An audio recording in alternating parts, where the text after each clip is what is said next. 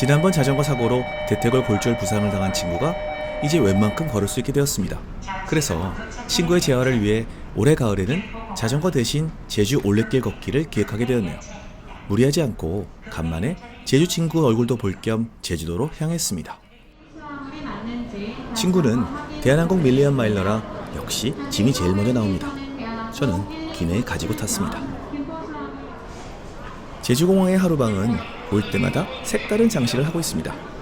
이제 더 이상 마스크는 안 쓰겠죠. 제주 친구는 부모님과 저녁 식사 모임이 있어서 우선 서울에서 내려간 두 사람이 저녁을 먹으려고 제 전공의 제자에게 추천을 받은 지지지 제주 흑돼지 집을 찾아갔는데 너무 인기가 많아서 1시간을 기다려야 한다는 말을 들었습니다. 그래서 결국 다음에 와보기로 하고 좀 헤매다가 동네 참치집에 들렸는데 생각보다 나쁘지 않았습니다. 이게 참다랑어 배꼽살 쪽이고요. 네. 그다음에 참다랑어 뱃살이거든요. 네, 그래서 무엇을 먹느냐보다는 누구와 어떤 상황에서 먹느냐가 더 중요한 것 다들 잘 아시죠? 숙소인 제주 베스트 웨스턴 호텔에 체크인을 하고 제주 친구를 만나서 호텔 지하바에서 그동안 밀린 이야기도 하고 맥주와 와인으로 하루를 마무리하였습니다. 다음날 아침 이제 본격적으로 올레길 걷기를 시작해야겠죠. 그래도 아침을 챙겨 먹어야 하니까 은인의 해장국집을 방문했습니다. 언제 먹어도 든든하고 맛있습니다. 일단 서귀포로 가서 처음에 걷는 코스가 6코스. 6코스 시작점은 세석과학에서 출발해가지고 거기에서 이제 동쪽으로 다 들어오면은 서귀포 시내에서 끝.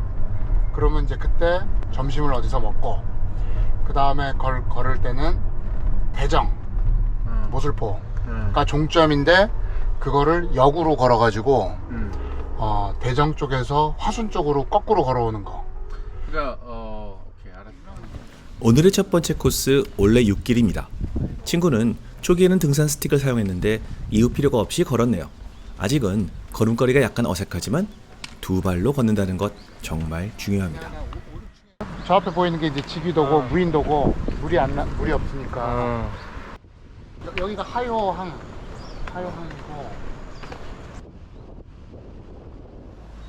올레길은 포장, 비포장 도로가 섞여 있고 어느 정도 경사가 있는 구간도 나오는군요. 중간에 오름을 넘어가는 올레길도 있다고 합니다. 코미디언 고 이주일 씨가 폐암 말년에 지냈던 별장입니다. 당시 공익광고에 나오셔서 우리나라 흡연율을 낮추는데 큰 역할을 하신 것 다시 한번 감사드립니다. 이런 길도 있네. 그 오르막 있는 것에 대해서 뭐 난이도가 얼마다 이게 나오는 건가 보지? 그것까지는 모르겠는데 그러니까 난이도가 몇 프로 있더라고 그거 보니까. 그렇다고 뭐 무슨 장비가 필요하고 이런 건 아닌데 그냥 쓱쓱 걷는 거니까. 저 맨 끝에 범섬 저게 저 강정 바로 앞에 가죠. 범섬. 어디? 저기 정막폭포? 저 절벽의 가운데 어. 물 떨어지는 거. 날씨가 진짜 좋으니까 다 보이는구나. 이름을 잘 지었다. 소천지래 소천지. 백두산 꼭대기를 축소해 놓은. 소천지. 비슷하네. 소천지. 그러네. 그 잔디밭이 그 부의 상징 옛날에 그거 알아? 보통 이렇게 필드가 넓으면은 보통 밀이나 이런 걸 길러야 되는데 나는 이런 쓸데없는 거를 기르고도 잘 살고 있다 이렇게. 서귀포 칼호텔 정원의 잔디광장길이 2009년에 폐쇄되었다가 2018년부터 다시 열렸습니다. 그동안 왜 닫혔었는지에 대해서는 썰들이 많긴 한데 올레길은 뭐니뭐니 해도 바다를 바라보며 걸어야죠. 옛 파라다이스 호텔 허니문 하우스입니다. 1992년 김찬욱, 김윤정이 출연한 포카리 스웨트 광고 기억나시나요? 포카리 스웨트 광고들 중 가장 인상 깊었던 작품이었습니다. 근데 파라다이스 호텔은 이제 지금 몇십 년째 안 하고 있고. 안 하고 있지 오래됐어. 그냥 근데 여기만 연 거야. 그럼 지금 현재 그럼 폐가야 현재? 그래도 근데 무섭겠다. 거기가 이제 건축학적으로는 답사를 그래서 왔었거든. 이제는 나이 지긋한 부부들이 옛날 신혼여행 때의 추억을 생각하면서 많이 방문하신다고 합니다. 우리들도 간단히 점심 식사로 피자 한 판 시켜서 나눠 먹었습니다. 허니문 하우스 정원에서 보이는 섭섬입니다. 정말 오늘 날씨가 너무 좋았습니다. 허니문 하우스는 지중해 풍 스타일의 건축으로 60년대에 지어졌다고 보기 힘들 정도로 이국적이고 멋집니다. 저 페널티 코스를 지금 다 저거로 만들었잖아. 여기 다 저거로 만들고.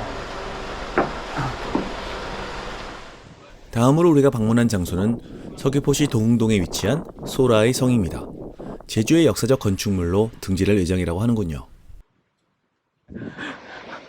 이게 왜 소라의 성이라고 이름이 붙었냐면은 이게 이제 건물도 둥그렇게 생겼지만 계단이나 돌돌돌 말리게 생겼어.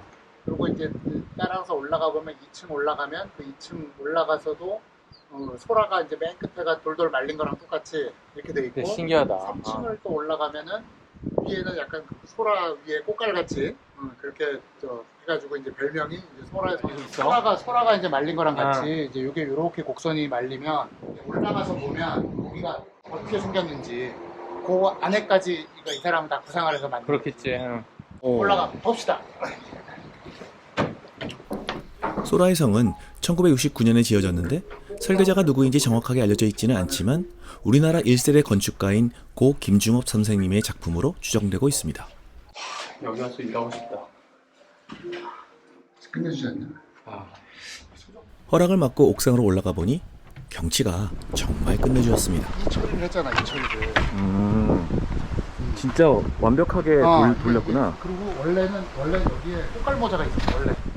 추상절리대는 먼 옛날 제주 화산이 폭발할 때 흘러나온 용암이 바다를 만나 급격히 식으면서 사각형 혹은 육각형 형태의 기둥으로 굳은 구조물입니다. 제주의 자연은 참 볼 것이 많네요. 마침 2층 북카페를 관리하시는 분께서 저에게 커피를 내려주셔서 맛있게 마셨습니다. 커피는 정말 예쁘죠? 다시 한번 감사합니다. 멋진 건축물 감상과 맛있는 커피를 뒤로하고 이번에는 이왈정 미술관에 도착했습니다. 이왈정 화백은 제주도를 대표하는 화가죠. 제주도 생활에서 나온 작품들인 제주 생활의 중도 시리즈로 유명합니다. 1945년생인데 여전히 현역 작가로 활동 중이라고 하네요. 한 시대를 풍미하면은 어떻게 보면은 자기 미술관, 개인 미술관, 공공미술관에 이렇게 들어가는 거나 전시하는 게 아니고 자기의 상설 전시관을 갖는다는 게 정말 영광일 것 같고 영예일 것 같은데 이분은 그걸 한 거지. 이분이 서귀포로 이주한 거는 아마도 나는 1980년대로 생각이 되는데 그때 와가지고 이제 그림을 그린 거 보면 이제 이게 제주 돌집들이 있고 지금 여기는 그게 없는데 보통 골프장 이분이 또 개인적으로 골프를 좋아하고 이제 하기 때문에 그 꼭 이제 샤갈 같아. 막 뭐가 날아다니고 뭐 하는데 새도 있고 물고기가 없네. 강아지가 맨날 자주 나오지. 강아지도. 보통 물고기가 있는 게 그게 이제 핑크스 그 로고로 쓰이는 게 이제 물고기가 있는데 여기는 없네. 다음 올레길 코스인 정방폭포입니다. 제가 초등학교 때 방문해보고 이제 두 번째로 오게 되었네요. 전에 들어와서 뭐 물고기 파는 게 가능하지 않나?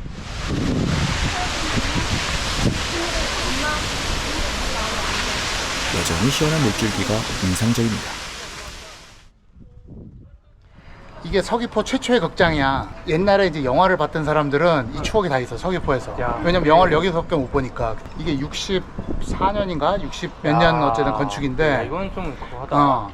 그래서 진짜 여기가 매표소였고. 줄 서가지고 진짜 들어가고. 옛날 극장이네. 그래서 근데 이게 90년대 말에 태풍이 불면서 지붕이 날아가 버렸어. 그렇게 되면서 헐릴라 그랬어. 헐릴 뻔했어. 근데 지금 안으로 들어가서 보면은 그 옛날 그 제주의 건축을 어떻게 했는지 60년대 그게 이제 그대로 남아있는 게 그 안에 있거든. 옛날 극장? 이게 지붕이 이제 있다가 지붕이 날아가 버렸는데 그 안에를 어떻게 했는지가 이제 나온 거야. 근데 이게 원래 내장재에 이렇게 가려져 있으니까 안 보였는데 돌을 쌓은 거야. 벽돌을 쌓은 게 아니고. 옛날에 그러니까 60년대는 벽돌을 쌓는 것보다 이게 돌을 쌌던 쌓는 게 거지. 더 싼 거지.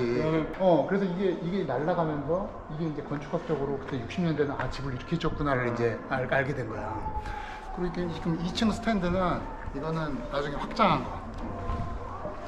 나중에는 2층도 이제 객석이 이제 있는데 이건 지붕이 이제 있었고 지붕이 날아가 버리니까. 지금 혹시 2층 올라가 볼 수 있어요? 못 올라가요? 2층 올라가면은 이제 영사실이 있는데 그 진짜 시네마 파라다이스에 나오는 그 영사기가. 네? 3층에서 영사기를 돌려고 2층에서 어제 앉아서 봤습니다. 지금은 여기가 공연해 지금. 63년도에 오픈한 겁니다. 여기 서귀포 출신이세요? 전 서귀포 토박이에요. 아, 호떡. 그럼 영화 여기 많이 보셨겠네요. 예, 옛날에. 닥터집하고 오드리 헵번 아. 저 서귀중학교 다녔는데요. 아. 다니다 그때 저기 좀 교련 선생님 몰래 살짝 살짝 들어왔다. 옛날엔 몰래 너 와야 나와. 되니까. 너 나와. 남녀공학이거든요. 이거 지은 사람은 오관진 씨라고 저희 아버님 후배인데 돈 그때 많이 있었던 사람. 돌로 했기 때문에 담쟁이가 살아있는 거예요. 다른 거 같으면 담쟁이가 그냥 살아있지 못할 돌. 전부 다 돌이에요. 이제 올레길 6코스의 거의 마지막인 이중섭 거리에 도착했습니다. 이중섭 화백은 피난 중 서귀포에 1년 정도 머물렀는데 너무 가난했던 때였지만 가족과 함께 할 수 있어서 가장 행복했던 시기였다고 합니다. 그의 대표작 길떠라는 가족에서 표현하듯이 이중섭 화백은 일본으로 가버린 아내와 두 아이들을 평생 그리워하면서 살았습니다. 중섭거리라고 해. 그러니까 아까 1년 반 산 그 인연으로 해가지고 이중섭 미술관도 있고. 근데 나는 그래도 이중섭보다는 나는 그 서귀포 예술극장이 제일 볼만해서 뭐 여기 뭐 한층 빌려주고 이렇게 작업실로 쓰고 이제 전시회 한번 하고 이제 이런 조건으로 빌려주는 이제. 이후 원래 계획했던 10코스의 일부를 돌다가 오늘 올레길 여행을 마쳤습니다. 저녁은 서귀포의 비오토피아 레스토랑에서 다양한 음식을 시켜 먹었는데 적당한 운동을 하고 먹는 저녁이라서 그런지 더욱 맛있네요. 오늘 하루 힐링 잘했고 친구의 재활에도 도움이 되었기를 바랍니다. 이제 내일도 마저 올레길을 걷다가 서울로 돌아가야겠죠. 감사합니다. 건강하고 재미있는 하루 되세요.